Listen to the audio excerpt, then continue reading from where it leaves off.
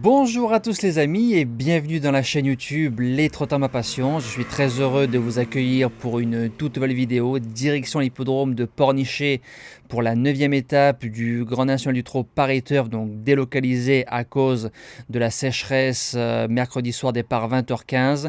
Vous allez voir apparaître les trois tableaux donc des résultats de vendredi, de samedi et de dimanche. Les bonnes notes ont été le course par course, les jeux simples, les notes un peu moins bonnes ont été surtout la base gagnante la semaine dernière, pas trop en forme, et le quintet, baisse de régime. Alors présentation de la 9e étape, ils sont 7 en tête, 7 au 25 mètres, 2 au 50 mètres, tracé corde à gauche, tracé roulant. Faut pas se retrouver trop loin durant la course sur ce type de tracé. Alors base gagnante, le numéro 14, Fairplay d'Urzy, je comptais le mettre gagnant à Saint-Malo, je le laisse gagnant à Pornichet. C'est le vainqueur de l'étape du GNT 2020 à Saint-Malo. Donc il faut se rappeler que la chaîne a sorti deux quintets dans l'ordre 2019 et 2020, un à 30 000 et l'autre à 750 €. À chaque fois à Saint-Malo, une étape qui m'a réussi. Il est plaqué devant, déféré derrière après deux rentrées. Ça sent la course visée. Alex qui est dessus. Je pense que le tracé de Saint-Malo l'aurait un peu plus avantagé. Maintenant, il y aura des bons taxis dans cette course-là. Il peut sortir aux 500, 600 tout seul avec un bon parcours, il peut la péter. Deuxième base, l'opposition, le numéro 1, Galileo Bello. Alors si on enlève sa rentrée et son faux pas de Vincennes, c'est 6 sur 6 dans le couplet gagnant. C'est 4 sur 4 dans les quintés plus. Il a gagné groupe 3 à Anguin, le prix de la chaussée d'Antin pour moi très facilement. 5 sur 6 avec le pilote dans les 3. Si tout se passe bien, c'est un solide point d'appui pour un tiercé.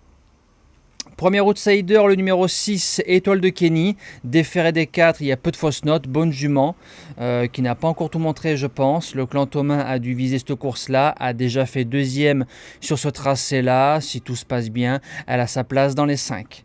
Deuxième outsider, le numéro 7, Fragonardello. Alors lui, il court pour moins de 3 000 € en tête, donc c'est forcément visé.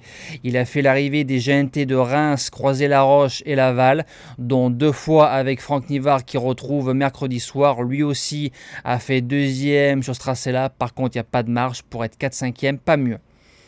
En 5e position, le numéro 2, Fakir de Mahé, qui sera sûrement le grand favori de cette course-là. Il peut servir de base, il peut gagner aussi, il va sûrement faire tête et corde. Maintenant, il a fait deuxième du Grand Prix de la ville de Cabourg. Par rapport à Cabourg, je trouve que le lot est mieux composé en termes d'adversité. Ce qui veut dire peut-être qu'on ne va pas le laisser faire. Maintenant, c'est un cheval qui décevrait en sortant des 5 premiers. En 6e position, la redoutable Faradeco, le numéro 10. Alors j'ai compté depuis 16 mois, en 27 courses, elle est sortie 4 fois de l'argent. Donc c'est tout le temps dans les 7, voire dans les 5 et très souvent dans les 3. À gauche, à droite, parcours de vitesse, elle fait toutes ses courses. On l'a joué 3 fois pour 2 victoires et une place de deuxième. Maintenant, est-ce que c'est le choix du driver? Je ne sais pas parce que Benjamin Rochard monte en théorie le numéro 1. Mais sur ce qu'elle a fait, elle peut jouer les belles places. En 7e position, le numéro 12, Echo de Chancelly. C'est un amour de trotteur. Lui aussi, il fait tout ce qu'on lui demande. Il a 2 sur 2 sur le parcours dans les 3 premiers. Ce sera une question de déroulement de course. Et je termine avec le numéro 5, El Santo au Fort, qui va être ma surprise. Il peut être un peu le briseur de tickets. Il a l'avantage d'avoir couru ici 3 fois, dont 2 podiums, dont une fois août 2021 en rendant les mètres. Le tracé de la Baule va l'avantager par rapport à Saint-Malo. S'il arrive à nous remontrer un petit peu quelque chose sur ce qu'il sait faire, il peut venir pimenter les rapports. Voilà. Concernant les news hippiques, alors il y a pas mal de choses à dire. On va commencer par le plus gros, la 7 millième victoire de monsieur Jean-Claude Rouget. C'est un personnage qui parle peu, ses chevaux parlent pour lui. C'est vraiment magnifique et unique en Europe ce qu'il a fait. Je laisse un peu ses mots derrière la vidéo. Je crois que ça n'existe pas. Les grands spécialistes font voilà, feront les comptes. Nous enchaînons avec la belle victoire d'Izoard Vedake, un carton plein du côté des chevaux à Philippe Allaire ce week-end. À part 2-3 petits ratés dans la ligne droite, le cheval s'impose facilement, direction le critérium des 4 ans.